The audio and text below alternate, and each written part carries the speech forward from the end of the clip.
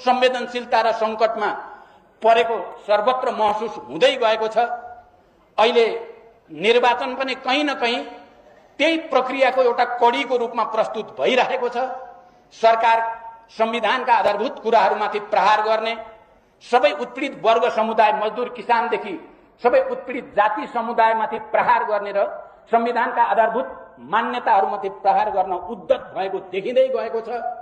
र यो सबैको एउटा चाहिँ टार्गेट मूल कुरा कम्युनिस्ट आन्दोलनलाई सत्तामा बसिरहँदा चाहिँ यो मुलुक सङ्कटमा थियो भन्ने जनताले बुझिसक्नु भएको छ क्या।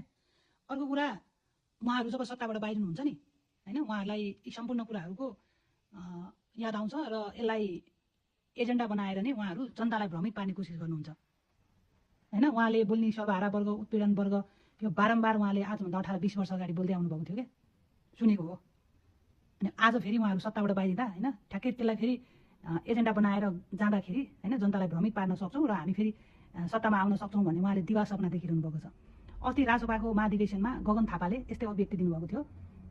त्यो अधिवेशन भइराखेको ठाउँमा चाहिँ हैन शहीदहरूको लास गाडिएको छ अरे, ती शहीदहरूलाई सम्झिनु हैन, उहाँहरूलाई ती शहीदको याद आयो जब सत्ताबाट बाहिरिनु भयो हैन। त्यो सत्तामा रहिरहँदा हैन, ती सत्तामा रहिरहँदा चाहिँ त्यो शहीद केका लागि शहीद भएका थिए हैन, तिनीहरू उहाँहरू जो शहीद हुनुभयो उहाँहरूको उद्देश्य के थियो हैन, त्यो हामीले पुरा गर्नुपर्छ। उहाँहरू शहीद भएर गए पनि देशको लागि त्यो याद आउँदै आएन क्या उहाँहरूलाई सत्तामा रहिरहँदा। जब सत्ताबाट बाहिरिनु भयो अनि उहाँहरूको अबको मुद्दा भनेको यस्तै यस्तै हुन्छ।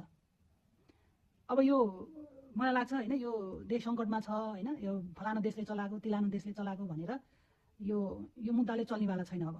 किनभने यो राणा शासनले राणाको विरुद्ध बोल्नेहरूलाई यस्तै यस्तै मुद्दा लगाउने हैन, यस्तै यस्तै भनेर चाहिँ हैन उनीहरूलाई सकाउने काम गर्ने कोसिस गरे। पञ्चायतीले यस्तै यस्तै पञ्चायतीले पनि यस्तै हैन विदेशीले चलाएको, विदेशीबाट परिचालित भनेर यस्तै यस्तै गरेर चाहिँ उनीहरूलाई सकाउने कोसिस गरे हैन, सकेनन्। अनि अहिले उहाँहरू फेरि भन्दै हुनुहुन्छ हैन यो परिवर्तनलाई स्वीकार्न सक्नुभएको छैन। अर्को कुरा, परिवर्तनको कुरा गर्दा हैन सर्वहारा वर्गको उहाँले खुब यो उहाँको पहिलेको बोल्ने शब्द हुन्थ्यो 18-20 वर्ष अगाडि। अनि उहाँहरूको अवस्था कस्तो छ हैन, सत्तामा हुँदा उहाँलाई चासो लागेन, कोसिस गर्नु भएन। तिनीहरू पढ्ने सरकारी स्कुल हैन, उहाँहरू जाने हस्पिटलको अवस्था र उहाँले पाउने सुविधा हैन, के पाइराखेको छन् सुविधा हैन, उहाँहरू औषधि नपाएर उपचार नपाएर मर्नुपर्ने अवस्था, यो उहाँहरूले विचार गर्नु भएन सत्तामा हुँदा। अहिले उहाँलाई उहाँहरूको याद आयो। अब उहाँले पत्याइदिनुहुन्छ भन्ने उहाँलाई अझै लागिराखेको छ हैन। अब यो कति बुद्धिमानी कुरा हो। अर्को कुरा, अब तपाईँको नाति नातिनालाई परिवर्तन चाहिएको होइन हैन, ठुल्ठुला स्कुल बोर्डिङ स्कुल पढाउने अब हस्पिटल अब अरू कुरा भनौँ न, अनि केका लागि हालिरहनु भएको छ परिवर्तन। यो जेनेरेसन अनुसार हिँड्न, यो समयअनुसार चलाउन हिँडाउन सक्ने क्षमता बनाउनको लागि होइन। अनि ती सर्वहारा वर्गलाई सम्झिनु भयो तपाईँले सत्तामा हुँदा। मिल्नुहोस् क्या तपाईँहरू हैन, तपाईँहरू मिल्नुहोस्, तपाईँहरू मिलेकै राम्रो हो।